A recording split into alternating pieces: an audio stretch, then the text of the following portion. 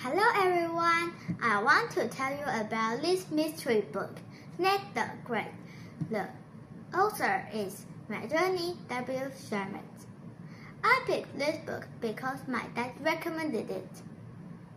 This story is about Ned the Great in a new case. His friend Annie has lost a picture.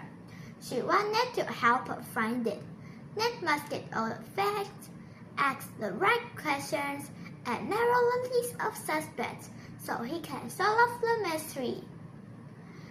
In the end, it was Annie's brother. He had painted a red monster over the picture of Annie's yellow dog. I really like the part when Ned solved the mystery. This book is awesome and interesting. I would recommend this book to my friends, but they can't borrow mine because I want to enjoy it all by myself. Thank you for listening.